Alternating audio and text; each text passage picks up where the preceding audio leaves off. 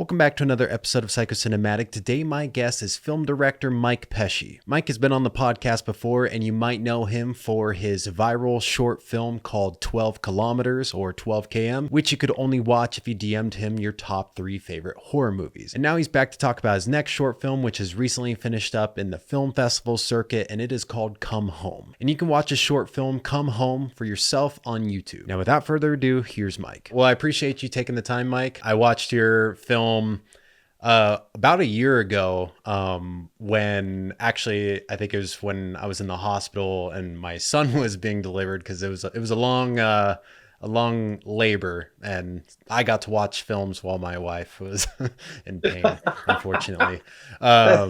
That's something you don't want to brag about. My wife is in labor. She's screaming, and I'm just got headphones on, sitting in the lobby, watching some movies, you know. By then she was pretty sedated, but yeah, it was a long process, but I got to catch up on some stuff. And I watched it a couple more times recently in preparation for this podcast, and got to say it's a really great depiction of addiction, and the addition that you had in there with the letter from the loved one, you know, made it that much more impactful. And on top of that, you seem to have knocked out a Christmas film and a period piece in one fell swoop. I try not to do anything that's too easy. Yeah. In that same vein, like your location for most of the film is pretty tiny. And Yeah. I was appreciating the fact that for how small that location is and how big, you know, productions can get and how big a camera rig can get, you guys had a lot of great coverage and really maximize that space. When I initially set out to do this project was sort of in response to a few different things. One, getting a feature film made out here in Hollywood is the worst. It's like the worst sense of rejection, and we were so close to getting one made, like literally about to step over the line with it, with like a couple of really great big production companies behind us, some big celebrity names behind us. The whole thing was ready to rock. And then it was right around COVID, and then all of a sudden everything just stopped, and the guys all bailed. Like everybody just sort of like put their hands up and like backed up, because this industry is so timid. It, you know, you just sort of left in the dust. And it's kind of like, you know, having a baby. Like you go through the process of conceiving this idea, putting everything together, prepping the shit out of this idea, like really doing all your storyboards and your director's prep, and you do the whole ordeal, and then the multiple meetings, and then the yada, yada, yada. And then it just stops. And you sort of have like this shell shock depression that hits you pretty hard, and you're just like, what the fuck? And it's like someone just rips your baby from you, like instantly. And after that, I was really soured. You know, I ended up, because of this business and multiple things, I ended up going to therapy. I ended up having to go to therapy for the first time and just sort of process, you know, what this business puts us through, and like, how do you handle the highs and the lows, and how do you handle, you know, finding the courage to pull yourself back up again and, you know, walk forward with it. And so this was happening at the same time. Luckily, I have my own podcast, which kind of kept me sane and kept me in the loop, and it gave me something to do. And I was reading the works of Judith Weston, who is a great directing coach and an acting coach. And she wrote this book, Directing for Actors, and I read it, and it blew my mind. Like prior to that, I couldn't believe I called myself a director. You know, it's just the stuff I did not know about building character with actors and how to get actors comfortable. And I had Judith on the podcast with my co-host Lance, who's an actor, and we loved her, and we got really nerdy about the entire process. And then Lance and I were just studying that book for a few months. And he came to me, he's a great friend. He came to me and he said, hey man, why don't we do something? Why don't we do like an exercise? Why don't we practice some of the stuff that we're reading in this book? And I was like, yeah, I guess. And he's like, let's just do something. And I said, all right. And I thought about an idea that I had had, and I said, let's shoot this scene. Let's do a simple scene, and we'll do it in the garage, and we'll keep it very small and very simple. And he's like, okay. So then we started prepping it, and him and I spent months sort of prepping this character and figuring out who this character was, and going through this deep dive process of finding his traits and figuring out as it went through. It was very organic. So the process of finding out who his character was going to be, Lance sort of figuring out the shakes that the character was going to have, and then that sort of leading to addiction. So it was this real slow but organic process that got us to where that character should be. And I was very excited about it. I was excited about the back and forth, and I had never really experienced this with an actor before. And we got to the day, and I said, I'll shoot it. I'm going to keep it real small, so I'll shoot it, and I'll have like a sound man and you, and we'll just keep it simple. And I went to the camera rental spot, and we're there and we're checking out. And I think we shot that with a couple different cameras, but the primary was like the Arri Mini LF. And I had these really beautiful anamorphics. I got the anamorphics from Atlas. And the reason I chose them is that they have a real close focus. So it was like the Atlas, is it the Mercuries? No, it's not the Mercuries, it's the Orions. So it's the Atlas Orions. I have like a real tight focus on it. So that way, if I'm in a tight space like the garage, I don't have to use diopters. I don't have to use magnifiers. Yeah. Which in themselves are a big problem. If you have to use a standard anamorphics, you got to use a magnifier, which literally gives you a focus plane of like 5 inches. So the actor has to stay within that range. I didn't want to do that. So we found these lenses, and I'm in the checkout place, and I'm like, maybe I should get a slider. And so then that's how it starts. You're like, all right, I'm going to get a slider. So now I get a slider. And so Lance and I got together with the team, and I decided that I was going to make it take place in the winter. So then we went to a prop shop and got all this period props. And then I got a snow machine because we shot that in California. So we were running a snow machine, which in itself was hysterical, like a foam-based snow machine that, like, if you use it wrong, it looks like the Stay Puft Marshmallow Man exploded. You're just dealing with all this foam. So then we go through the process of putting this together. And now the thing's becoming bigger and bigger and bigger.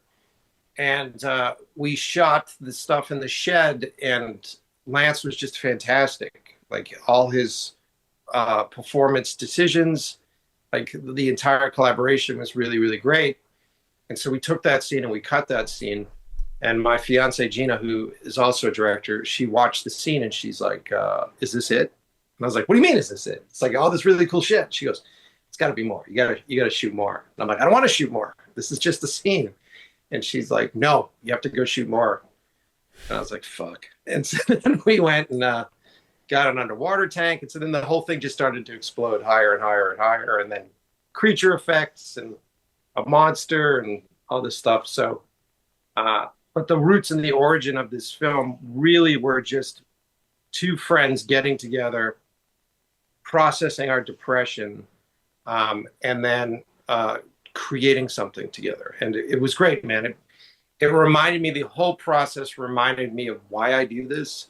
It reminded me that I'm really good at doing this. And I think the difference between making projects on your own and then coming out to Hollywood to sell projects is that you can get lost for years here in Hollywood pitching and out there doing meetings and doing promotions, and you just lose sight of, like, why the fuck am I doing this? You know, because you're getting rejection after rejection after rejection, and they're rejecting you not because your ideas aren't good, but it's like some like external bullshit that's coming in and making decisions. Like something socially is happening, something economically is happening. All these different things are. There's a person with their hand over the no button for 24 hours a day, just smashing that no button. And to go back and do a project like this, and to go back and do something with your friend on a very small scale, you really remember, like, man, this is why I'm doing this. Yeah. You know? Well, there's a lot that was said there that I want to touch on, but I guess to start with the feature aspect, is this 12 km that you're talking about? No. So for full transparency, with 12 km, we have a feature film that's written for that. That feature film is still over at Scott Free. So those guys like that film and they want to develop that film. but the film was budgeted out at a higher level, the way that we had it set. And the way this business works, even though I've been directing for 20 something years, on paper, someone's got their hand over the no button. So when you look at on paper and they go, wow, he hasn't done a feature film, like a high budget feature film yet. No, no, no, no. And so even when you have the backing of like a big production company behind you, this market right now is so volatile that they're just looking to check off boxes even before they get to the point of looking at the script, even before they get to the point of looking at the project. So those guys were like, you got to do a smaller film. You got to do something that you can get in on. And so we wrote a feature film that is based loosely on Who's There, and it's based loosely on Come Home, because Come Home fits within the Who's There universe. So that was the feature film. So what was interesting is that we did fucking like 12 rewrites on this idea, because we were working, I don't want to blow them up, but I was working with this production company that everybody knows that does a lot of horror stuff. And they ran us through like rewrite hell. And the executive over at that company is also a writer, which is like a problem. When you want to deal with an executive, you want an executive that really understands production, really understands marketing, really understands movies and audience. You don't want a writer, because then they're trying to prove themselves as a writer, and then the next thing you know, you're 12 rewrites in on a script, and we ran through the gamut of it. But yeah, it was initially going to be based on Who's There, and it's to update it. We rewrote the whole thing again, and we're now with really great new producers, really great producing team. I now have directors behind me that are producers. That is awesome, because they understand what you're going through as a director, and their notes are just phenomenal. You'll get notes from them going like, hey, we're confused about what you want to do in this section of the script. Do you have it figured out? And I go, yeah. And they go, oh, right. Fine, great. And so we've got a major actor attached to it at this point, and that just went out again. So we have a new version of that went out, and we've got a lot of interest. So hopefully, fingers crossed, that one runs, and then I can make that one, because that's realistically, that one's like a $2 million feature, so then someone will, in theory, give me $2 million and go do your shit and make us a lot of money. With this whole process, basically no contracts are signed until like the very end, so like anyone could just back out and leave you high and dry. Yeah, of course. Damn. Of course. That's dirty. There's no such thing as like it, and you don't trust that it's going until someone actually cuts you a check, on anything right now. Yeah. Until someone hands you a check. But they'll put you through the paces, man. Like, you'll get involved. So typically, if you're a filmmaker that has a project, like if you have a short film that's really great, it gets a lot of attention, then you might get representation. So I got repped. I got a manager and I got agents. So I'm repped at UTA, and I had a manager. And so then you go out to production companies and they say, hey, do you have a feature film idea for this? And you go, yeah. And you put together your feature film idea. If you're smart, you do that before. And you either write the script on spec, or you just have it outlined, or you write a short story. So you have all that. And then they send you to production companies. And the thing that you got to remember is that all these people are going to want to put their fingers in it. So like if you go, let's say you go to Ghost House, which is Sam Raimi's production company. And if you're going to do a short film, you go there. Sam picks up a lot of directors that do short films. And as long as you fit into his category of the kind of movies that Ghost House puts out, which, typically are horror movies, typically are high energy, high octane horror movies, then you might have a good chance. And so then you sit down with them, and maybe you have a spec script, and you send the executives the spec script. They read it and they go, we like it, but we've got some notes. And so then you go through the process of rewriting the whole script again. It's so just for the one company in hopes that you're going to get the yes. Exactly. And then that company goes, this is cool. And so then you get excited and they go, this is really great. We're interested. We'd like to take this out. And you go, oh, okay. So then they go out to their contacts because they're basically a production company. So they're a place that has connections and contacts to people that they've sold projects to prior to that. So they'll go out to uh, money people. So that could be studios, that could be going out to Sony, Lionsgate, that could also be going out to independent financiers, like whoever they have relationships with to get the money.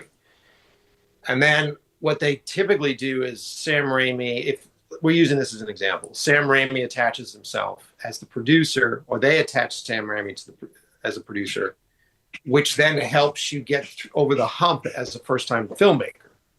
Yeah. They say, oh, this person, I don't know this person. They go, well, Sam's Godfather. They go, okay, that's better. So then it comes in, and then whoever is interested in that piece, let's say Netflix is interested in that piece, that executive will have their own notes. And then there's a big difference between going to a streamer and going to a film distributor, or a standard or a traditional film company that's going to distribute it. Because streamers have their own algorithm on how to cast people. And then regular films are all about international sales and who's got value with international sales. And quite often those things don't line up. Yeah. No one signs anything until they get it, they like your script, they send it to someone who potentially has the money. Those people talk to their distributors. Those distributors come back and go, this is how much, if you get this actor attached to it, this is how much value this actor has. So this is how much of a budget that we would suggest, yada, yada, yada, yada, yada, yada, yada. Really dirties up the art. Yeah, dude. There's so many steps in there to like just derail the whole thing. And, you know, there's a power to, I wish I was independently wealthy. There's a power to just making a movie and then selling it back to them. You know what I mean? Like just making a movie on your own. Like the dudes that did Talk to Me, their whole, it's the story behind that was, it never came out, but I think it's A24, but it never came out. But they were talking with typical, very close to what I was saying. They were talking with a production company and a distributing production company about Talk to Me. And they had all these notes. And the guys were like, fuck that. We're not going to change it. We want to do it in New Zealand. We want to do it with all these people. So then they walked away. And that company, I think, initially was going to give them something like $2 million to make the movie. They walked away. They went with an independent financier. They made the movie on their own. And then they sold it back to that company for $4 million. And then that company made like how many, like 135 million on that movie or whatever the fuck it was. Right. And it's kind of remarkable that it feels like there's a longing for these kinds of stories, like the different perspectives of people who can't get into the Hollywood machine, and yet there's not enough chances being taken. Like they would rather take a chance on the next Captain America that bombs again, or like it's kind of frustrating being a viewer because we just want to see new stories, better stories. Just different. The system's kind of broken. I talk about this on my show all the time. The system's kind of broken because you have, as a filmmaker, you have an idea. You're the people that are bringing these folks ideas that are fresh and innovative or like incredibly specific, especially in horror, because horror is like a moneymaker. Yeah. So you end up going to these studios and you meet these executives, and all these executives, I've met some great executives. And there's a handful of them that I love. I love the guys at Scott Free. I love the Rock's executive over at Seven Buck. There's a bunch of really great places that I really, really like. I talked to the guys at Vertigo. They seem really cool. But then you start talking with the higher end folks. And what it is they have junior execs that are in between you and the people that are actually going to sign off on the idea. So you spend all this time working with a junior exec, and that exec is trying to prove themselves to their boss, right? So they're concerned about what they think their boss wants. So then they're making you rewrite your material to get to a point where they feel confident to pitch it to their boss. And then by that point, they're doing a pitch however they do the pitch, and you're not even involved in the pitch. So you've worked with this whole level and busted your ass and done like amazing director's treatments and like spent hours like designing and doing all that stuff. And then you're leaving it in the hands of what generally is a business graduate to sell passionately your art project up to the person above it. And typically they go, this will make us money. That's typically the sale to them. Like, oh, this is Yeah. like The Ring. Yeah. So if nothing gets signed, how can you guarantee that you're not going to get fucked in the process by them taking your idea? Well, I mean, typically a lot of the time, these folks don't engage with you unless you have some sort of representation, typically. And so when you're going through representation, you're protected. So, like, my agent would send them stuff. My agent would keep track of all that stuff. And at that point, it's more than just you sitting at home sending them a script. And most of these places won't take unsolicited material from people that aren't protected because, the zeitgeist that exists, everybody's thinking about the same shit because everybody's watching the same shit. Everybody's on the same Netflix queue. So typically they won't take unsolicited material for that reason. Mm-hmm. And that's kind of why, you deal with an agent or a manager is that those folks, as they take 10% of whatever your sale is, those folks are in theory protecting you. So a little bit of a transition, but still, it's like it's not the Hollywood machine, but it's now the film festival machine because since this was my first experience submitting to these film festivals and whatnot, I kind of see that there's a handful of hoops you got to jump through and a couple of rings you got to kiss to be considered for things. And I wasn't a Hey, fan of this process. by the way, congratulations, dude. Thank you. Congratulations on making your film. I saw your film. It's great. A lot of really good stuff in it. It takes a lot to get a film made. So congrats. Right off the bat, you should feel good that Thank you you. have it and that you have something that you can submit. But yeah, the film festival game, yeah. We did okay with Come Home. We actually did pretty well. We sent that around and we crushed it at a bunch of different festivals. We did really well at Film Quest and Nightmares. But you have to sort through film festivals. And the rule of thumb, the best thing that you can possibly do if you're thinking about submitting to film festivals is research them. What I do first and foremost is I go to their Instagram page. If you go to their Instagram page, see what they're doing. If there are pictures of just people standing in front of a small little printed out backdrop and it's just that and that's all it is, I've been to those festivals. They have some bullshit backdrop that they bought for like $50. They put it up. There's some crappy screening venue. The only people in the audience are the other filmmakers that are in the film festival. And quite often it feels like a money grab. Yeah. It feels like a money grab for them. But if you do the research and you find that there are interesting parties, if you find that there are a lot of other filmmakers that are reposting about it and talking about their experiences there, those are the festivals you want to submit to. Really, the experience that you get, especially as a short filmmaker, I hate to burst anybody's bubble, but it's not like sitting in the audience of a shorts program will be the executives. They don't go to them. They don't do that. So the benefit for you is to meet the other filmmakers. And if you have, the only reason I really submitted to festivals with Come Home is because Lance did such a great job.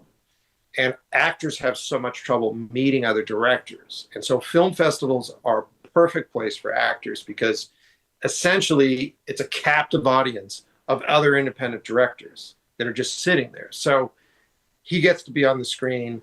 He gets basically his reel gets seen by all these other directors in the same genre.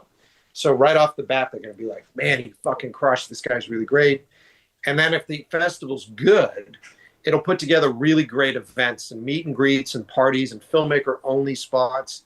So that way there's a sense of exclusivity.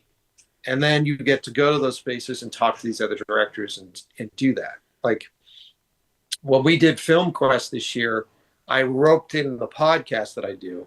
And I talked to Film Quest and I said, how would you guys like it if I was the official podcast? Because we got in. How would you like it if I was the official podcast of the festival? And they were like, really? And I go, yeah, we'll come in. I'll get my sponsors to pay for a giant Airbnb. So we got this huge Airbnb. And you guys promote us as the official festival. Send us all the contact information for filmmakers. And we'll do 3 podcasts a day and then do the festival at night. And so what we ended up doing was we had this house filled with these rooms, and we would have filmmakers that would come on the show, and then we'd say to them, like, where are you staying? Oh, we're paying for a hotel. Cancel the hotel. Come stay with us. And so then we filled the house with all these filmmakers. And then we would do parties at night. We would hang out and do podcasts during the day. And there hit a point where the festival director was like, what are you guys doing over there? Because our party was bigger than the parties that they were putting on. But I mean, that's what you want to do, is you want to have an event be a really great place for you to find the filmmakers, like your podcast does. Find the filmmakers that you can make a short film and then send it to them and go, what do you think? Or, hey, do you guys have a great production designer that you know? Or, hey, how did you guys get your hands on this? It's just resources that you could use. Film Quest is one of the ones that I'm really hoping to get into. And, that's not for a while, so I won't know for a while. Yeah, I saw that you won an award there. Was it Best Short? Is that what you got? No, we won. We were nominated for all of that. I won for Best Director there, which was great. Yeah, and congratulations on that. That's just something that I'm seeing with the festivals is some of them really do feel like money grabs, and then others do feel like really competitive and an interesting environment to be a part of. But yeah, so it's also super expensive to submit to all these festivals. How many festivals did you submit your film to? Well, we sent it out to a bunch. I think we spent about $3,000 just on submission. Yeah. And we sent it to a bunch. We got into, I would say, out of all of that, we got into under half of our submissions. And then what happens is you get into a festival and then you start to be nominated, you start to win awards, and then all those festival directors talk to each other. So then you'll have other festivals write to you going, we hear really great things. Here's a waiver, so you don't have to pay for the submission. Would you like to come to ours? And it sort of plays this game for about a year. It's expensive, dude. We just finished. I have a new film that we just finished now, and it's got an actor, pretty big actor that everybody knows and loves. I can't announce it yet, but it's really great. And we started submitting that. And when you have an actual name attached to your piece, the game changes. So like if you actually work with an actor that people really like, then suddenly you have festivals going, hey, can you get them to come? And so then it becomes a whole different game. You spent 3,000, like right now I think I'm at like 500.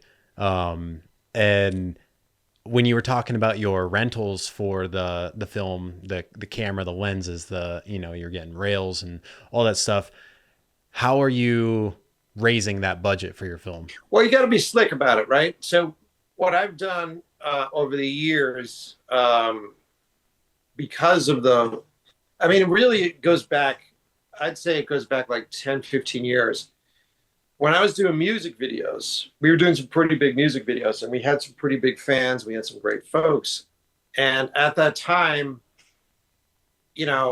we needed new edit. I was running a production company and we needed new edit computers. And I reached out to this really great computer company, Puget Systems. And I just said to them, like, would you guys be interested in potentially giving us a deal or sponsoring us because of all the content that we could give you, from behind the scenes, from all that kind of stuff. And they signed on. And then they signed on for the podcast. And then I had all these other sponsors sign on for the podcast to do that, which is great. And you just sort of generally have to understand that most of these companies, when the business is good, most of these companies have a marketing budget and they need to have material that makes them seem like they're embedded with filmmakers, makes them seem like they're out there. And so when I started to make short films, I would go to my sponsors and say, we did this with Who's There First. And we went to the computer company, Puget. I said to them, hey, man, would you guys like to sponsor the short film? And what I can give for you is that I'll give you behind the scenes content in which I'll talk about how awesome you guys are involved with the short film. You guys will get exclusive clips from the movie that you can post on your shit, which is really great. And I said to them, since you're a computer company and you build edit machines, I would like to have an editor on set cutting my material on set. So how about you send me a custom built computer on set and then we'll take behind the scenes of all that. And the company was really great. They said, I don't know, we'll come because we want to be on the set. We want to see you work, and we'll bring our own behind the scenes folks, and we'll bring a computer, and we'll do that whole deal. And I said, great, just finance the short film. And they said, we're in. So I've done that a few times with this stuff. And then with the rental company, because I have sponsorships through the podcast, a lot of these companies don't have the money to pay for them. So I'll go to a rental company and say to them, like, in exchange for gear. So you pay me in a gear exchange what it would normally cost per quarter for my sponsors to pay. And then I'll cash that in when I do a film, or I'll cash that in when I do a project. So you can end up easily with, like, $25,000 worth of gear rentals. Yeah. And so then you just go in there and use that for a short film. Yeah. Is the budget. So, like, you just got to be clever. And this is sort of my model that I use because I have a show, but I've seen people do other models because they have Instagram traffic or they have Instagram followers. And there are a lot of great companies out there that are just looking for content. They have, like, very small social media departments. They don't have people in them that know what they're doing. And so if you're clever, you can get companies to help finance your short films. I think I probably speak for a lot of people, and you probably go through this too, that sometimes it's just really hard to get a hold of someone at the company. Like, either impossible to find their email or they're just non-responsive. But I feel like that's kind of like one of those things where it's like, if you're doing numbers, like finding all the companies that you would like to work with and then just messaging them all, and then, maybe not all of them get back to you, but someone might. Yeah. And I mean, I could put this out there. I know for a fact, because I partnered with them, and I did a whole series on my podcast that was just interviewing all the filmmakers that they finance. I know Fujifilm finances short films. There's a bunch of different places that do. So just keep your eyes out. And then the trick is, I say this all the time, whether you're talking about sponsors, you're talking about getting access to things. I think there's something that happens with the younger generation now where everybody is afraid or allergic to have conversations. And so everybody really hides behind emails, or they hide behind texts. And I'll tell you this, man, every deal that I've ever made is because of a phone call. It's because of actually talking to somebody, and they hear your voice and they hear the passion behind your voice. And what you're trying to do is be honest and just infect them with your passion, because a lot of these folks that work at these companies love making movies or love photography or love this stuff, and they couldn't do it because of something or another. Something happened in their life. They needed their finances to be more stable. And so the idea of them being able to live vicariously through your work and be a part of your work and feel like they're contributing to your work, there's a power to that. And the only way to really convey that is to actually have a conversation like we're having a conversation, because inflection and emotionality and like physical contact is what seals the deal for everyone. Yeah. So you were able to call upon companies to help finance the film. What was your overall budget for Come Home? Really cheap, man, because we shot it here at my place, which was a genius move. I shot it in our garage, which enabled me, while I was editing, to do reshoots whenever I wanted. So, Nice. like, in the edit process, I would just call up Lance and go, we need to shoot some close-ups. And so some of my favorite stuff in it are reshoots. Some of the most gorgeous shots were just me running out with, like, a Blackmagic 6K with a spherical lens on it that I then go and I just make anamorphic in post, and no one knows the difference. I feel like we were, like, at most maybe $5,000 with everything. Like, Yeah. there are certain costs that you can't cut. Like, you got to pay the guy that's got the fucking snow machine. You got to pay the props guys. You got to pay. We ended up getting this underwater tank. Yeah. How'd you do that? We're out here in Los Angeles, man. So when you're in LA, there are all sorts of, you never know what's out here in different warehouses. And we found this underwater tank that only charged, it's like $150 an hour. And I was like, all right. And we went and looked at it, and it was like a super sketchy part of town. And it's this really small tank that basically has a clear glass window front. So you just shoot through the window front, and then you send your actors down, and the tank is really only deep enough for like a 6 foot actor to be standing head to toe with a little bit of room, maybe like a foot and a half of room over his head. So I talked to Lance and I was like, so you want to get in this tank? And he's such a sport. He was like, yes, it's my opportunity to be Weapon X. He's like, I want to be Weapon X. I want to be Logan. And I was like, okay. I was like, I wouldn't get in the tank, but all right. And he did, man. He crushed. It cost us like $500. Okay. Yeah, that's not bad. And that's the intended purpose of this tank, right? Is for shoots. Yeah. Okay. Right. It's just, and you're just looking at it, you're like, how many fucking people have rotated in and out of this thing? I was gonna say, what about the water quality? Are they draining it every time? Yeah, I don't know about that, dude. So gotcha. I was like, okay, buddy. Yeah. What about the cigarettes that you guys were using in the film? How many cigarettes did you burn through to make it look like it's close to the same point the entire time? Quite a few. We ended up getting, I forget what they call them. They're the fake cigarettes. So like they're not nicotine, but they still smoke. And Lance, at one point in time, was a smoker, and I felt bad because I'm like, I'm just fueling your addiction here, buddy. But we went and got these cigarettes, and they're hard to get through still because it's still smoke, and you're still dealing with it. But we tore through a bunch, and it just made sense for this character who's dealing with an addiction, and he's got. Even though you're processing your whatever sort of specific unhealthy addiction that you have, whether it's alcohol or if it's food or drugs, you can't really get rid of that addictive personality. It's still there. And so it just sort of transfers to something else.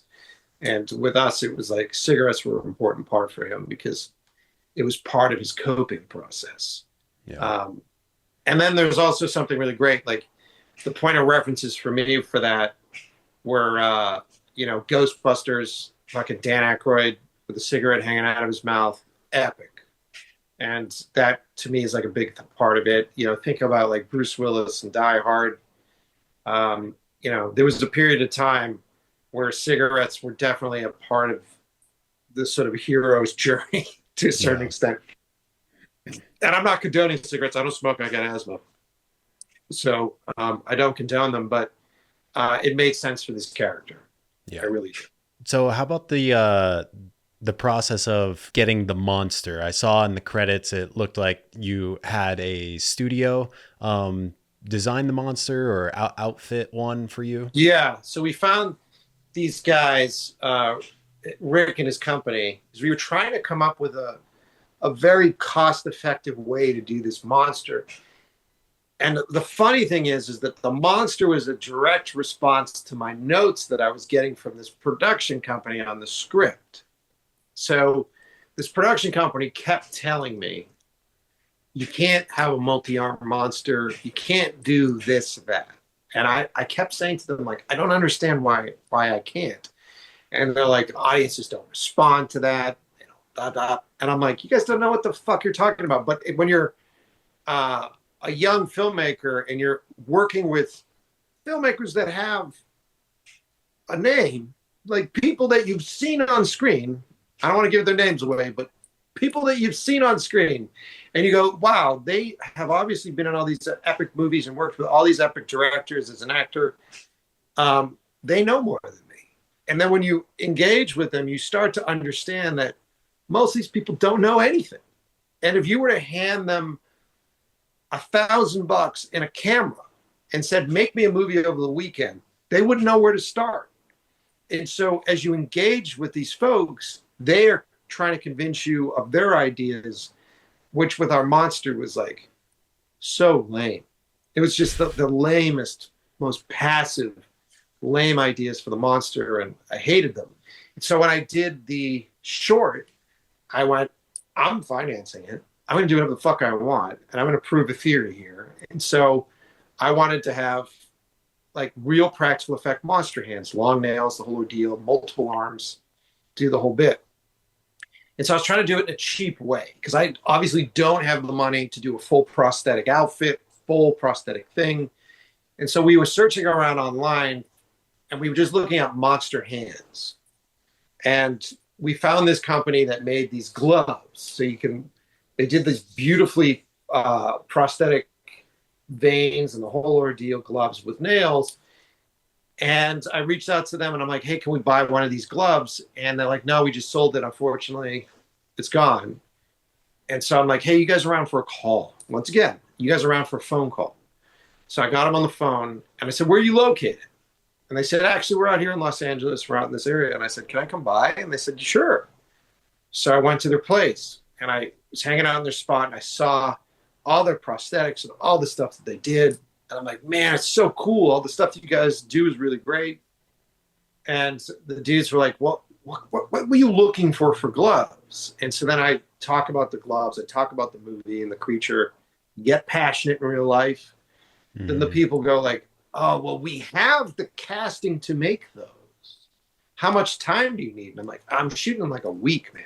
So I get it if there's not enough time for you. And he goes, well, we can rush it. If you pay for the supplies, if you pay for the stuff, we'll rush it and we'll do the best we can for the gloves.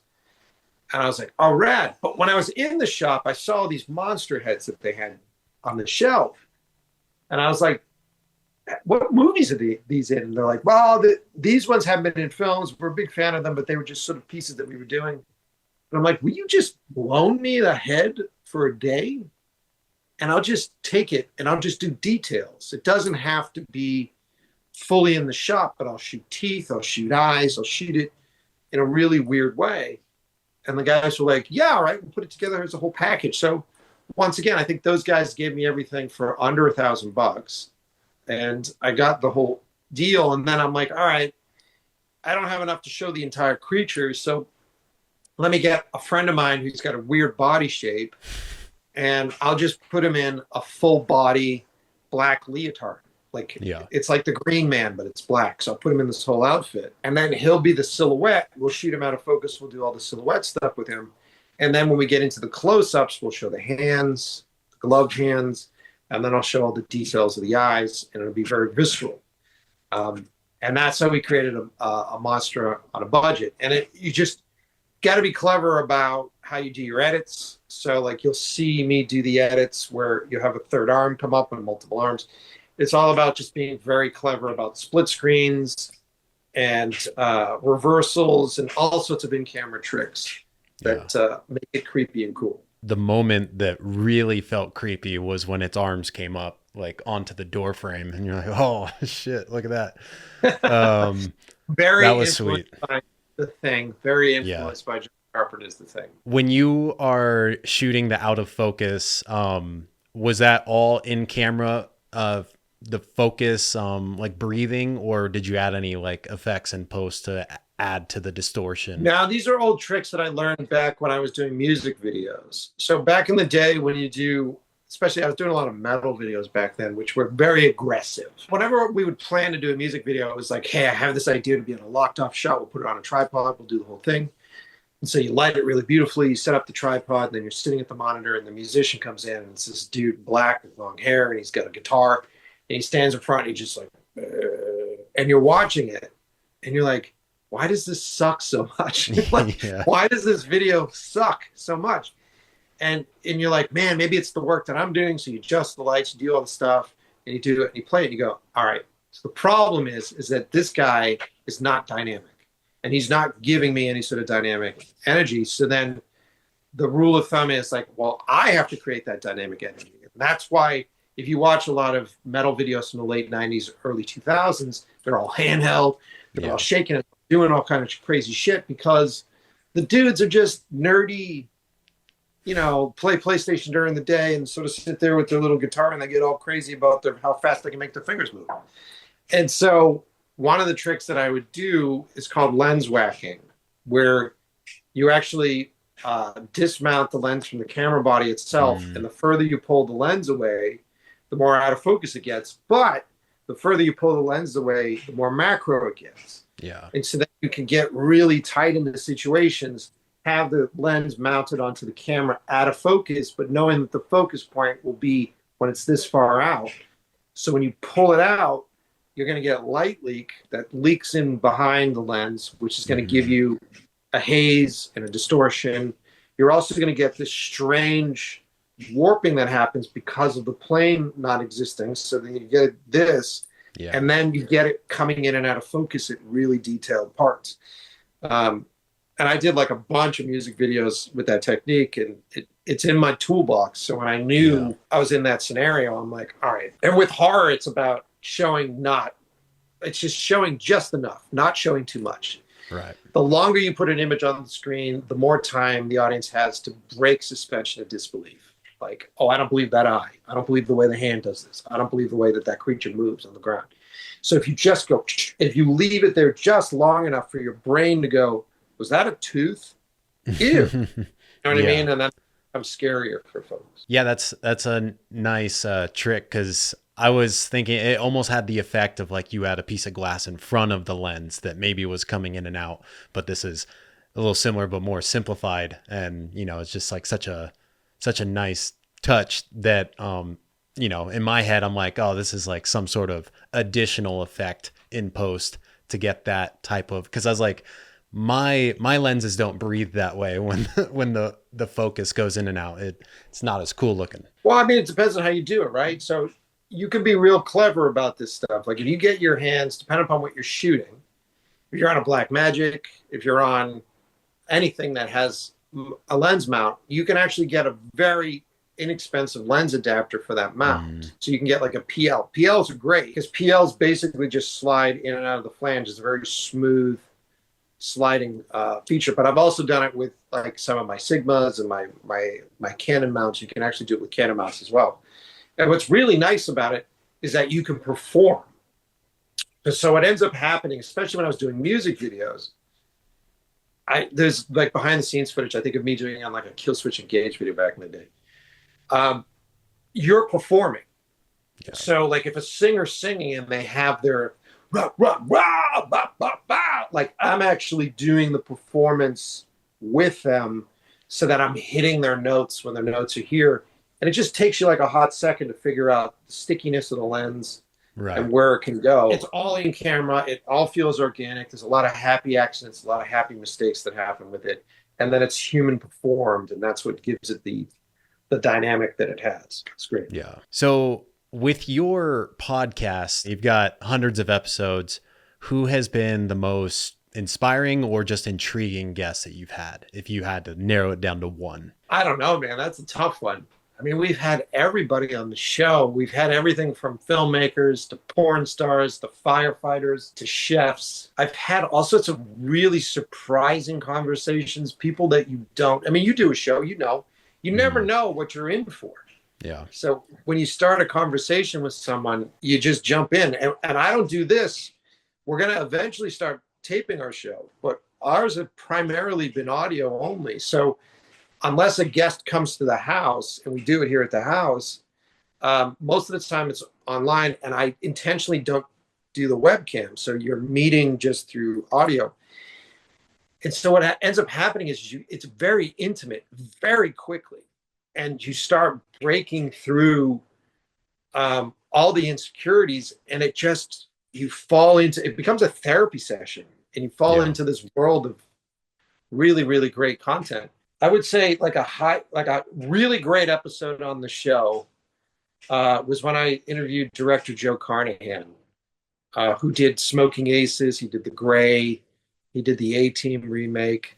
And it took a lot for me to get him on the show. It was like this long process for me to get him on the show. And there was like a few false calls, and a few like, get stood up, because his schedule was really intense. And I don't know if he knows this, but I'll say it anyways. There hit a point where I had tried like 4 or 5 times to get him on the show, and it, you're waiting, and it just doesn't happen. And so 4 or 5 times, the East Coast kid me sort of kicks in at a certain point, and I was just like, "Fuck this guy!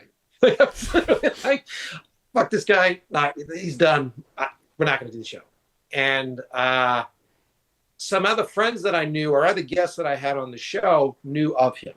And I think I was out at a party or something, and they were like, how's the show? And I was like, yeah. And they're like, I heard you were trying to get Joe on the show. I go, fuck that guy. We're not going to get him on the show.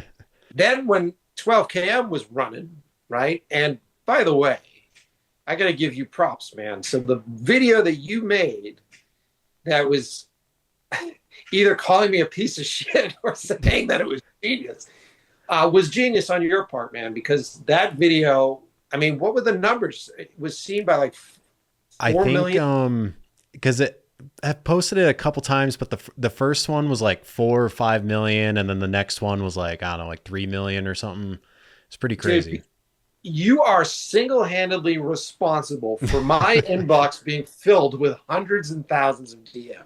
That's Hundreds awesome. of thousands. I am still trying to answer DMs at this point, and I'm sending DMs back to people that wrote to me 2 years ago, and I can't get through it all. So what happened was that went viral, and a few other posts that other folks had done went really viral. And so then I think Joe had heard about that. So I think it sort of went through the thing. And so finally he was like, hey, I'd like to be on the show. I checked my ego and I was like, sure, we'll do it.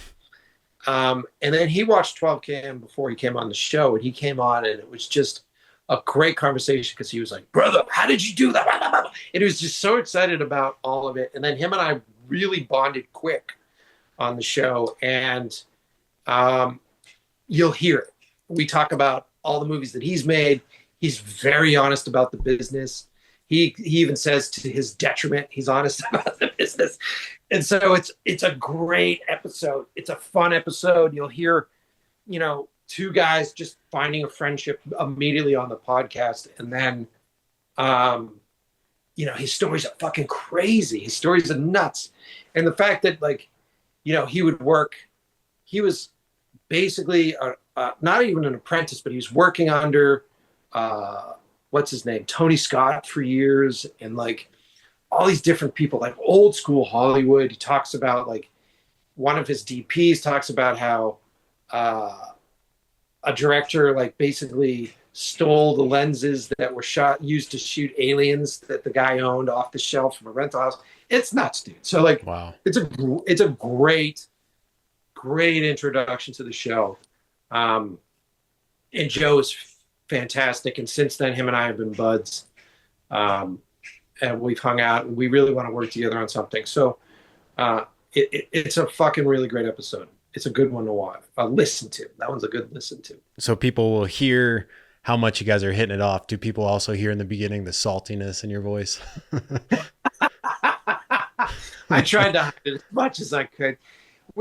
It's funny because we've had, I mean, how many episodes now? It's like at least almost 600 episodes between all the shows.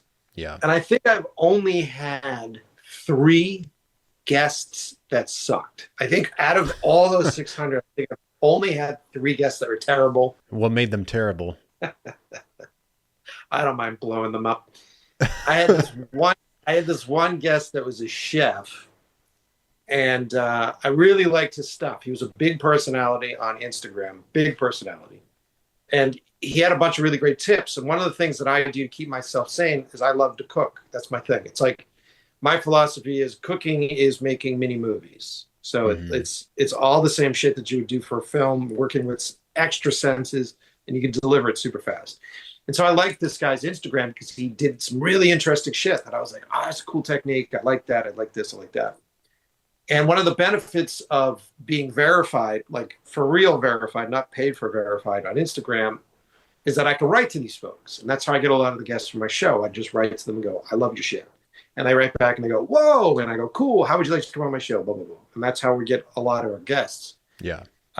And so I wrote to him, and he's from New York. He's like, yeah, I'll be on the show. And so he's like, oh, come on. And so I have to go through his manager or something. Mm-hmm. And that guy is also very New York, disappointed in you. Is that guy. So then he fucking, he's like, all right, cool. I'll do it. He's going to call in. So he's calling in from wherever he is. And he's on vacation.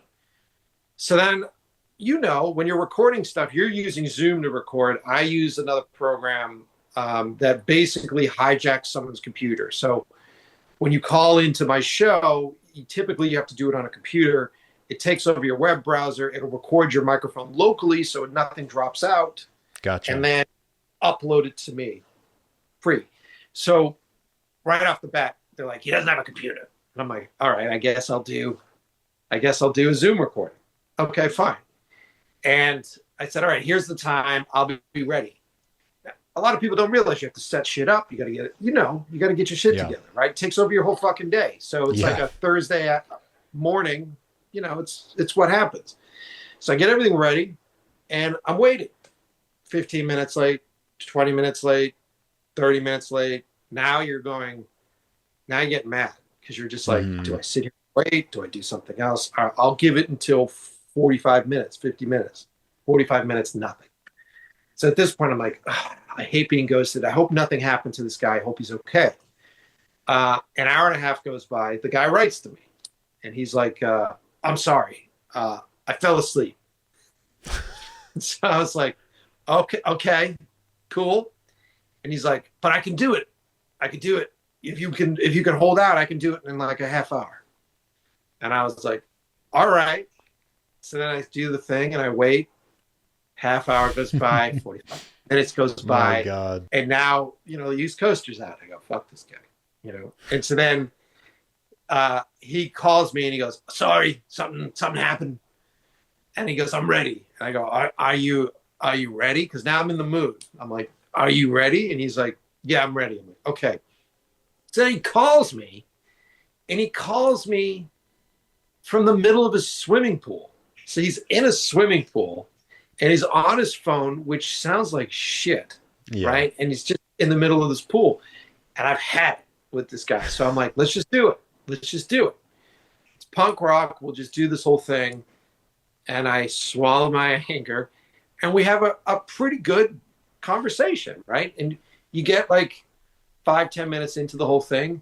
And you're like, all right, this guy's all right, And he's like, you should come to my restaurant, all this stuff. And you're great. I like your shit. I'm like, cool, man. All right, awesome. So we do the whole show. And I do the post-production on it. And it doesn't sound awful. It's just a little rugged. And I tell my guests all the time, or my listeners, I say, look, here's the deal. Sometimes the quality is going to be less than good, but it's all about the conversation. So deal with it. I'm not going to stifle a conversation or stifle what it is because the audio quality isn't right. And oftentimes you can deal with it. It's not a big deal. So I put the show out, do the production on it. Sounds cool. Release it. His manager gets to me. And his manager's like, we're very disappointed in you. And I was like, why? He goes, the show sounds terrible. We were expecting better quality. The show sounds awful. And I go, well, maybe you should tell your effing client not to call me from the middle of a swimming pool in wherever the hell he is. And he's like, well, I think what we expect from you is that we should do it again. I said, I'm not going to do the same show again. It's not going to come out the same way. It's not going to flow the same way. I'm not going to do it again. And I go, but if he wants to come back on the show, we'll do something different. And we'll consider this like the punk rock album before Metallica's Ride the Lightning. So then we'll come on and we'll do something that is crisp and clean. The audience has already heard this episode. So let's do this. And he goes, we don't like that. Who can we talk to about this? And I go, what do you mean? It's like, who can we talk to? Who's the guy in charge? And I go, well, you want to talk to the guy in charge? He goes, yeah. And I go, hold on, I'll get him. And I go, hey. And he goes, what do you mean? I go, there's nothing you can fucking do. You've signed the release form. It's done. I think the show's great. You guys put me through hell. It's a great show. I said, if it's going to become a problem, if you want me to yank the show, I'll pull it. I'll pull the show down. I don't care.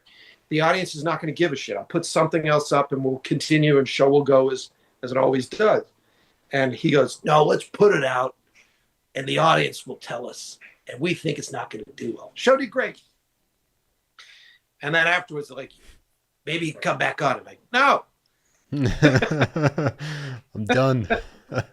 That expectation of it sounding better when you are not going in like with anything better than a phone in a pool on your end. Like, dude, you know what it is that people get insecure.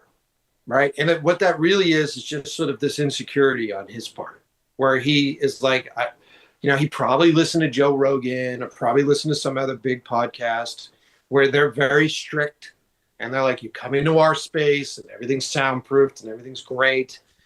I am different, man. I'm like, I come from the world of filmmaking and documentary filmmaking. I understand that at the end of the day, performance outweighs everything. So it outweighs all the technical aspects, all of that. We've done shows, bar safari shows in San Francisco, where we just run into a bar that is live and doing its shit with a Zoom recorder. And I've just done a show in the bar. And you'll be surprised at how good it sounds. It's not like crystal clear. It's you hear the clinking and the talking and all the people around it. But when you have it binaurally on your head, you feel like you're in the bar. And it's like, wow, cool. What a cool experience this is. So yeah, I think we get so obsessed with the specs on gear and the tech on gear. But if you're using like Shure microphones, yeah, like the condensers on those are amazing. And the ability for them to cut out as much background noise out of the box is really great. So why am I going to build a fucking like $100,000 studio with soundproofing on the wall when I'd rather take $25,000 and go on a road trip and, interview a bunch of people in the back of a car? Yeah. I mean, I think the audience would find that a lot more inspiring than, look how cool this sounds. It's like, cool. All right. You sound like every other fucking show out there. Yeah. Are you, with that new film that you just made, are you submitting that again to Film Quest and doing that whole podcast thing again? I don't know if we're going to do the podcast thing again. I did send it out to Film Quest. I haven't heard back from those guys yet. I have to reach out to them. Gotcha. The good thing is with a lot of these film festivals, if you get in, you're kind of an alumni. Yeah. A lot of these film festivals sort of treat you that way. So you have a greater access to get in. But maybe like if the stars align with that, maybe like it's a weird environment right now in the industry because of the strikes, because of everything that's happened. And a lot of our sponsors are people that provide for this industry. And so they're having a pretty difficult time right now. So it just depends on, whether or not this industry gets rolling, whether or not people go out and buy cameras again, whether or not Trump's tariff fucks them over and all that stuff. Like there's so much shit that's sort of circulating. But sure, I'd like to. We had such a blast, man. We're trying to get into my hope. I'm trying to figure out the system because we have a great name actor in this piece that is well respected within the horror community. And he's a current day actor that is very well respected within the horror community. Our chances are better. So I really want to get into like Beyond. I want to get into Fantastic. I want to get into like the bigger festivals that we got rejected from. And at the end of the day, I don't know if you've noticed this, and this is a controversial statement, but film festivals oftentimes are just trying to do things socially for the attention that it garners. So I applied with this new film. I'm not going to say the festival, but I applied to a pretty big festival for the new film. And you go through the whole process, right? I use Film Freeway or whatever the fuck it is. You go through the whole process, and then this extra form shows up. So, boop, extra form shows up before you can submit it. And it goes, okay, are you a woman? Yes or no? And then it goes, what's your gender? What's your stuff? What's your stuff? And you sort of go through that and you go like, this is insulting as a filmmaker, regardless of who, because now you're just judging me based upon whether or not you can promote the fact that you're accepting me, which is completely insulting. You go through that whole process and go, I refuse to answer these questions. I refuse to go to that stuff because I think it's fucking insulting. And so I'm not going to get into that film festival. The funny thing is that same day I do that, and randomly in my other email for the podcast, they write to me from the podcast saying, hey, we'd love to have you promote our film festival, and we'd love to have you promote. And I was just like, what? You just went through this whole thing and then you want me to help your festival? It's like, here's a tip. How about you accept movies because they're good? Yeah. How about you bring in great content, regardless of who it comes from? And it should come from anybody, not people that have money, not people who have wealth, not people who have relatives that are producers. It should be judged specifically on whether or not the movie speaks to your judges. So if Right. your judges watch it and they like it, then program it. Like that should be what it is. But the truth is, a film festival that's got great movies in it, Instagram posts, for instance, and they'll just go like, we've got a great lineup, great horror movies. Or they'll do some socially charged post where it will garner negative attention. We know this from doing the 12 cam post. It was all those negative posts that were underneath your post that did it that rose that to the limits. Yeah. Like Instagram's algorithm went through the roof Right. because of all the negativity. And so film festivals know this.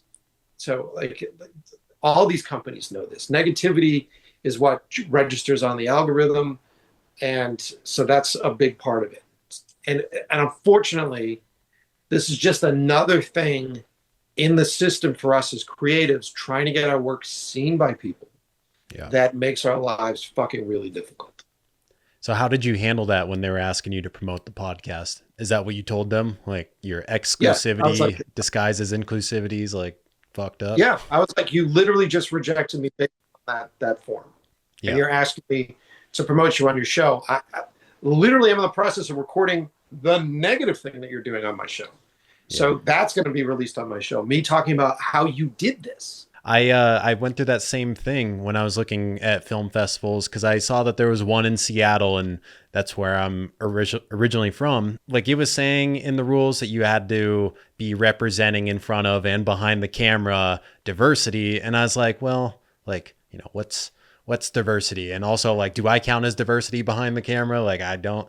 But then there's that last form, and it literally asks you what your race is, what your gender is, if you're gay, straight, whatever. Or actually, sorry, I basically didn't have anything that I could click on there. Like as a white male, I could only submit if I was gay. And I was just like, how, you know, and even if I clicked that, like, are you going to verify? Like, I don't know. And so I was like, I don't want to be a part of this festival. Like, that, you know, just the idea that, you know, I won't be considered because I'm not from what you are considering either a diverse or disadvantaged was their other thing. And they were offering financial aid for you if you fit any of those things. It's like, it's so frustrating. I was just like, all right, whatever. Yeah. And I don't want to be a part of it. I want to be more specific. It's not just because we're white males. I think the idea that the only reason why they're doing it is because it's going to bring them attention. Right. And when you actually meet these folks and you meet the people that run these film festivals and you meet them, you go, you don't give a fuck. You really don't care. Mm-hmm. You don't care about these folks. You just want to make sure that from that point when Hollywood was told that they were whitewashing, which they were, the pendulum went completely in the other direction. Like, and I've seen like that year, I saw the document that went out to all the agencies and all of the spots that was the new set of rules from every outlet. Here's what Hulu wants. Here's what Netflix wants. And it was just them trying to prove that they aren't racist and that they aren't whitewashing. And that's what they were doing. And so what is so hypocritical about the business is that it's still owned.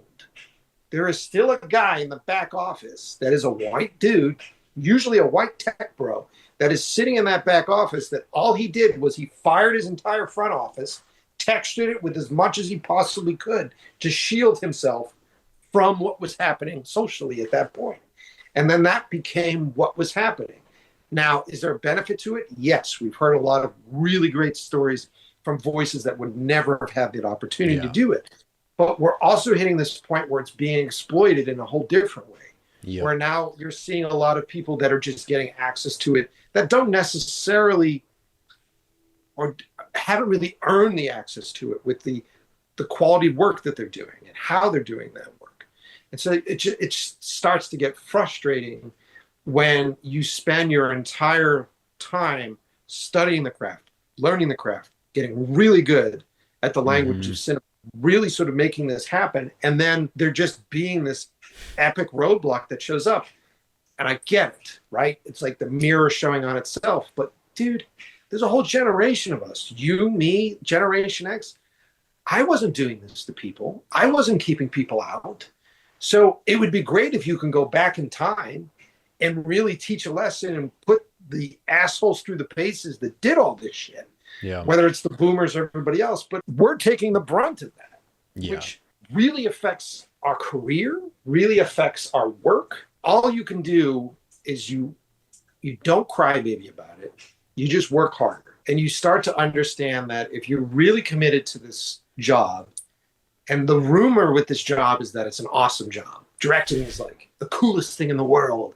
And you are going to be the best, most richest, fastest, like earning, idolized, godlike character. It's bullshit, man. Directing, the job of directing sucks. It sucks. And no one talks about that. It just sucks. I think I direct 5% of my life. The rest of the time, I am battling. I am sales pitching. I am getting rejected. I am testing my resolve every day. Every day. And then when we finally get the opportunity to direct, the people that are giving us the money are going to rip us off. And then they go through the process of saying, you're welcome. You now have the opportunity to do this thing that you've always wanted to do. So you're going to do it for nothing. And we are going to own everything that you fucking do. And you're just like, why do I do this? Why do I do this? Why am I in this game? And you're seeing it right now. I've got friends that are leaving Los Angeles. You're seeing it right now where the game has sucked really hard for about 3 years, that everybody's dropping off, and we're losing amazing technicians. We're losing the talent that you actually need to make your movies happen because I physically can't afford to live. So that's all falling away. And then you've got this whole generation, which if you were in the festival circuit last year and the year before, I call them the social media generation of filmmakers, where all they really care about is going on stage, going to the festival, taking selfies of themselves and talking about how they do it. These are the same people where you go on a set and instead of focusing and directing, they're posing and taking pictures together and coming together. And they bring on the hardworking dudes that are behind the scenes, laying the cable, setting up the lights, doing all this stuff while they're going. And so then they're going to fall off because it's going to become out of vogue for them. They're going to realize the longer they do this, man, this sucks. And even though, I mean, I know so many great, talented female directors that can't get fucking work. So even though you are in that demo, you still can't get work. It's not guaranteed for you to get work. And the people that are getting access to that are people that are friends with people that their uncle is working in the business, their dad works in the business, Nepo is a real deal. So then you start to realize that our business really is the playground and the hobby of the wealthy. And if you're not in that game, you're struggling to stay alive. And I think the revolution that needs to happen, which we're going to see with AI, is Hollywood and that whole system has to realize that there's no money in it anymore. And the only way our content's going to be made is by dudes like us that are sitting at home. We're obsessed with this shit. We're going to find a way to get someone to finance it for us, just make enough money to live, be happy living, not need to be Ben Affleck, you know what I mean? And make our shit. That's it. That's at the end of the day, that's all I want. I just want enough money so that I can make my things, have a house, live my life, and have my friends employed around me. And I'd like to make movies the way they did in the 70s with a crew of maybe 14 people. Yeah. I don't need 150 people and an army and multiple trailers and days. Give me 15 people and 35 days on set. That's what I would like. You know what I mean? So, hey, long rant, you push my rant button. It went hard. With all the frustration of trying to break through to get a feature made, Is there like a part of you that wants to just do like the Kevin Smith thing and just, like save up, or be able to like finance $1 million film between a handful of people? You don't need it all coming from one person, like maybe people who aren't even in that Hollywood system, and then you just do it yourself, and hopefully that will then snowball like your next film, and you can just continue to grow from that. We are processing that. Like Yeah. there was a lot of filmmakers and friends that I know that have done that. The trick with that, you really have to be smart about it. Like because of the show and the podcast and the festivals and all that, I've learned a lot about what people do and what works for people and their trials that they've been through. That's the benefit about doing a show. And that's the benefit of listening to a show like yours or listening to a show like mine, is that you get to learn the mistakes and all the issues that someone went through prior to it as you sort of go out on your own. So if I'm going to make a movie on my own, if I'm going to finance a film or get some external folks to do so, it has to be something that cracks through all of the content that exists out there, because it's not going to have the marketing budget. And at the end of the day, it's marketing budgets that make movies. Like audiences don't know movies exist unless they're told that they exist. And an audience, I don't want to offend the audience, but an audience, when it comes to entertainment, they don't want to think about it.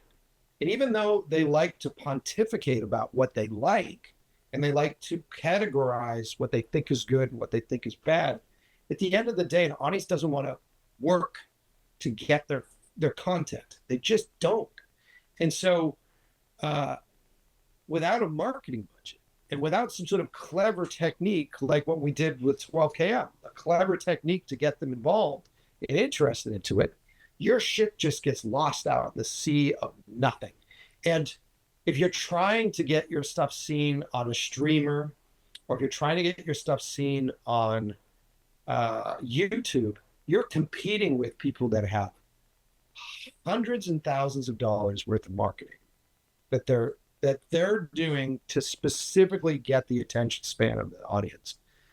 So to self-finance a movie, it's got to be something that is incredibly smart and incredibly clever and incredibly satisfying for an audience. And that's a hard task to do. So as me and my writing partner sort of process that, we're in the process right now of basically, my goal is to come up with like 35 movie ideas and just flush out 35 different movie ideas. So that way I have gone through the process of testing in my mind and testing with people that I talk to what resonates the most with folks and what is the most interesting thing.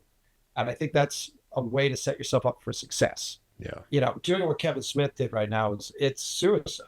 Imagine Clerks is made today. Where the fuck does Clerks go? No one wants to talk about it, but like the 90s wouldn't be the 90s without Miramax. So Miramax made all of those independent films what they are. And the fucking monster that is Harvey Weinstein made all of their careers. So like that was from Miramax changing their model, or the Weinsteins deciding that they weren't going to do producing the way that Hollywood was doing producing, and went heavy into the, the film festival world. And they went into the film festival scene as predators, went into that film festival scene and they were like grabbing up these filmmakers. This kid made this thing, it's going to be great. Grab him. This guy in Mexico, Rodriguez, he did this thing. That's a great story. Grab him. Tarantino, grab him. Boom, boom, boom, boom. And so they put everything behind it.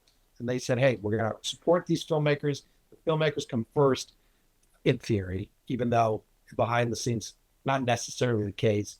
There's all sorts of interesting war stories about those pieces of crap. Like there's a great interview out there with Rob Zombie talking about the misery that he went through making Halloween. But it wouldn't have existed without Miramax. So today, who does that? Netflix doesn't do that. The streamers don't do that. They don't care about the filmmaker. They care about their logo. And so when it comes to streamers, they'd rather have the audience going, I watched this Netflix movie, than saying, hey, I watched the new Mike Pecci film. So that's their power. Yeah. Is that they're basically have hijacked this industry and blown up this industry, destroying the way that we can all make money, which was the traditional distribution model. And that was the only way that independent films could make their cash. Maybe Kevin Smith makes Clerks, and what did he make that for? 35,000 or something like that. Maybe it ends up on like Tubi, Yeah. right? And Tubi's like, hey, we'll give you 15 grand for it. It's he's still 20 grand in the hole. Yeah. And they're like, yeah, we have the rights to do all this stuff. He can't get a theatrical. He can't do anything. He can't figure out how to make his money back. Yeah. And so you're like, where does it go? Look, man, I don't want to leave the show on a negative note or a downer. I think that what's interesting about current filmmaking is that we have the resources to do whatever we want. So at the end of the day, you don't need $50,000, you don't need $100,000 to make a movie. You can make a movie for a few grand. And if you're really smart and resourceful about it, you can make it for barely anything and potentially convince someone to give you the money for it.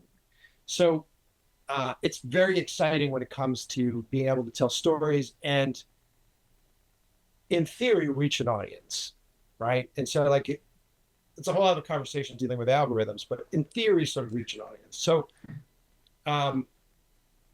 I will still be making films. I love making films. It's primarily, besides podcasting, what I do with my life. And I love audiences. I mean, one of the best parts about 12KM was that I met all the people directly that were watching my movie. I had conversations with them. I know what movies they like. They know what kind of stuff I like. And we've become friends and fans. So everybody that's seen the movie one way or another knows me, which I think is great. And I really, really love that about this business. It's a lot of fun. What actually makes stuff happen is interpersonal connection, interpersonal relationships. Oftentimes it just takes a while to do that. So if you are a filmmaker that needs to make bigger movies, needs to get more money, really the trick is you have to form more relationships. You have to surround yourself with the type of people that are making things at the level that you want to be at, because then you're in the room with those folks. And then potentially those folks can see your skill and see your talent and say, hey, you need a shot. Like the two directors that are producing my movie right now, I can even say their names. It doesn't matter. So the two guys that are doing it are the Nelms brothers. I love them. These are the guys that did Fat Man. These are the guys that did Red Right Hand, Small Time Crime. Brother duo directors that are awesome. They make really great movies. And I had them on the show. I had them on the podcast initially for Fat Man, and they came on and we really hit it off. And then they asked to come back on the show when they released Red Right Hand. We continued to hit it off. And I had a birthday party at a bar, and I just invited them to the party. I said, hey, you want to come to the party? And Ian came, one of the brothers came, and we hung out. We just chatted. We talked about the business. In real life, over beers, we talked about everything that was happening. And he's like, man, you really need a shot. And I was like, yeah, I know, I do. And so then months and months go by, and he calls me, and I'm in the midst of doing all this other bullshit. And he's like, what's going on? And I said, still having trouble with this and that. And he's like, we'd like to help you. Would you want our help? And I said, sure. You know, what do you guys want to do? And they said, hey, we think that we can help you get an actor for your movie. And I was like, all right. Sure, why not? And so then they sent it over to the actor. The actor loved it, big name actor. And he was like, yeah, I'd love to do it. They came to me and they go, would you want help producing this? And I said, yeah, you guys have the experience and the time and the energy. And so then they jumped on, and they've been so great. And they have been selfless and putting themselves out there, putting their contacts out there, giving me feedback on the script, and then trusting enough that they will send with their names attached to it to production companies and folks and all that stuff. And they've been wonderful. And it helps as a first-time filmmaker when you go into these places and have people on that no button going, oh, but you guys did that? And you guys are involved? Okay, talk to us about it. You know, and just that alone has been wonderful. And I love these guys for it. and they love making movies. And I talked to them. I said, why are you doing this? What do you want from this? And they go, look, if you go back through history and you look at all the movies and the directors we love, Spielberg was friends with Lucas, who was friends with De Palma, who was friends with this guy. It was all these friends that were working together. And one guy gets ahead and pulls the next guy up. And you never know who's going to be the one that gets to that point. Right. And that relationship is how Hollywood is built. And that relationship is incredibly frustrating to people that aren't in that relationship when you're on the outside of it. So if you feel like you're not in this relationship, make your own. Make your own group of folks. And then when that group gets pulled up, boom, boom, boom, boom, boom. And that's how this business works.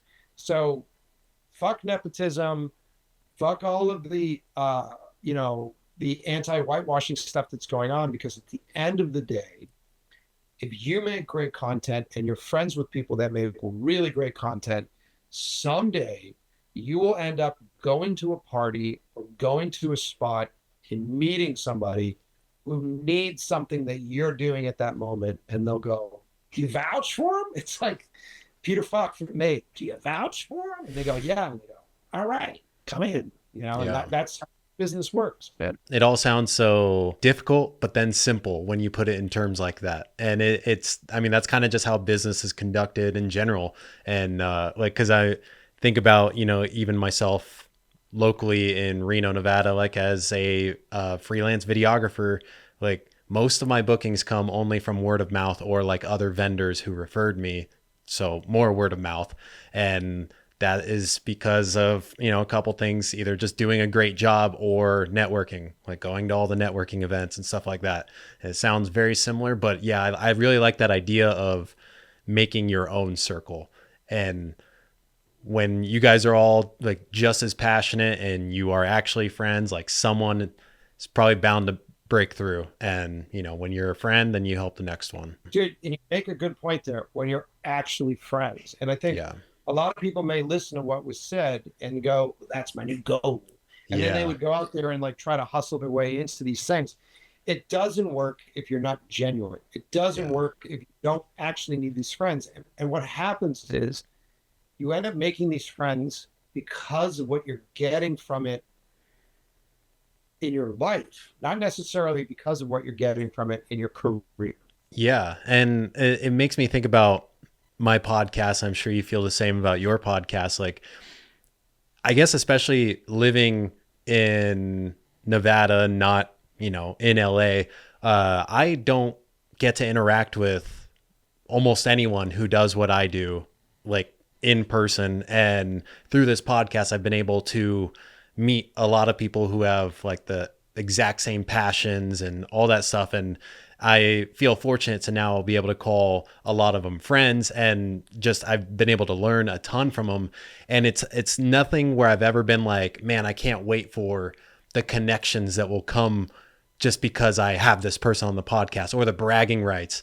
But through just the passion, it's like, oh, I have a guest who I think would be perfect. And it's like, you know what, that was perfect. Or being able to show people like you or other filmmakers I looked up to, my film has been the most unexpected but amazing benefit of this podcast. Like, not only have I learned from all of you guys, but now I've been able to get direct feedback from these people. And it's like, I just like, it blows my mind. We talk about this on our other podcast because we have another show called Right Place, Right Time. And we always hear this thing where people are like, well, you got to be at the right place at the right time for the blah, blah, blah. And whenever I hear that stuff, I go, fuck you. It's like bullshit. But what we've done on the show is we've just really tried to find out through listening to people's right place, right time stories of like how they found true love or how they found this. Is there a rhythm? Is there something that always happens that puts them into that position to be able to have lightning strike? And there is. And the thing that across the board that happens is that people will take a chance and do something that they don't want to do. So like if I called you and I was like, hey man, we're doing a screening here in Los Angeles. You might want to come. It'd be a fun screening. It'd be a cool thing for you to do. And you go, fuck, I got to go all the way to LA. It's a thing. I want to do the thing. But then you take a chance and you go, yeah, just you saying yes, you taking a chance, you breaking your system has opened you up 95% to have lightning strike for you. And most of the time when you take that chance, every time I do, I have an experience that's unexpected. And most of the time it's a positive experience.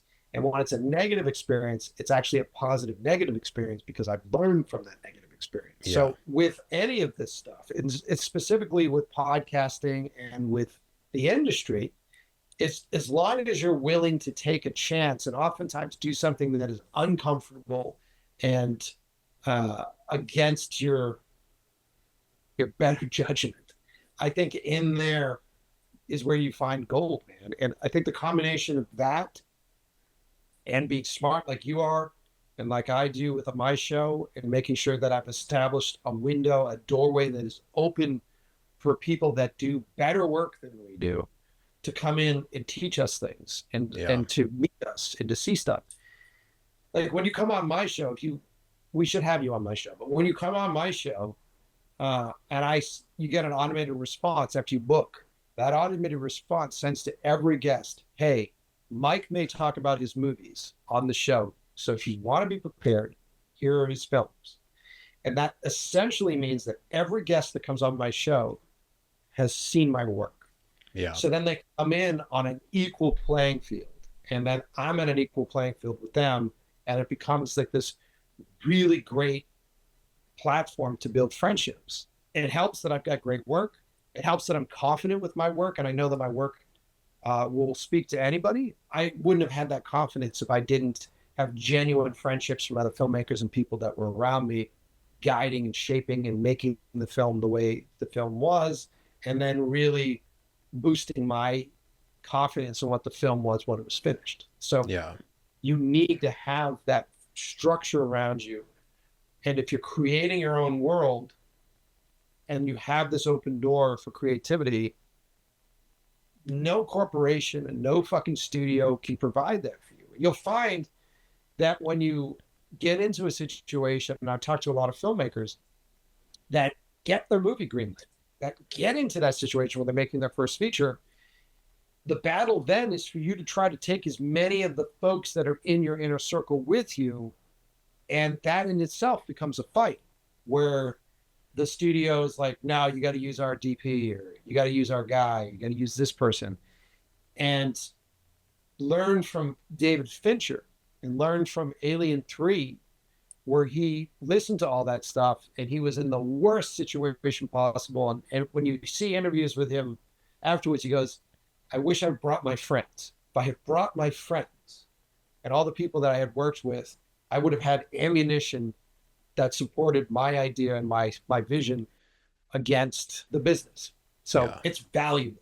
I can't say this enough. Like building your own structure. And we live in a world where the internet is key. You can be living in Nevada, you can live in fucking Alaska, and you could be a filmmaker and still reach Hollywood and still reach an audience. It does make a fucking difference. Yeah. So build your team, build the people around you from the smallest level, the people that you can call on any production that want to help you load your gear in the car, all the way up to people that are helping you when you're writing, all the way up to crews and people on positions on set, all the way up to people that you look up to that are going to see your work and give you a pull-up because of it. You need to build that system. Yeah, definitely has given me a lot to think of because I during my short film, I didn't have a sound person, and I really fucked myself with that afterwards. And I was like, that's the first person I am bringing onto the set for the next one, sound person, because I do not want to go through all this headache after the fact again. And I don't know anyone in this area, so I'm gonna have to. That's where I begin. Who's going to be my go-to sound person for, my circle? If you can't find a sound person in your area, are there other people in your area that want to make movies? I think that it takes a lot of people time to figure out that they want to make movies, but directing is probably not for them. Because I'll say this again, directing sucks. Yeah. So I think it takes time for people to realize that it sucks really bad. And you'll have a lot of folks that want to make movies and they'll go, yeah, but you know what I like is I like being on set and I like helping. I like gear. So if you could find a kid or a peer that wants to get into sound, then you go, all right, let's do it together. Yeah. Learn how to use sound, learn how to use the gear. Maybe I'll help you get gear, and then you'll be my sound dude. Yeah. And so you can help bring someone up into that position in your area. Mm-hmm. And oftentimes there's a benefit to be able to rely on somebody more than the skills that they have. Yeah. Well, that would be first and foremost the reliability, because it's it's a headache trying to get everyone on set at the same time. Scheduling's a bitch. And I need someone that I can rely on. Yeah, that's a hack. That's a hack. If you're in a town that doesn't have a crew, you can actually build your own crew. Yeah. Well, Mike, thank you for coming on here, and thank you for sharing Come Home with me. And I said at the beginning of this podcast that it's available on YouTube for people to check out. And 12KM, I don't think is that still something they have to weed through the DMs for? Now, so what I would say is this: if you want a good experience, if you want a great experience watching any of my films, whether it's Come Home, 12KM, or Who's There, write to me. So go to me on Instagram and send me, you know what? I'm going to put this out there. Here's a new one. Come Home was very much influenced by Tony Scott. And so there's a lot of love that I have for 80s and 90s action movies. So here's what I'll do. Write to me on Instagram. Send me your top 3 80s and 90s action movies. This can be anything, and be clever about it. I get it. We all like Top Gun. Like, be clever about it.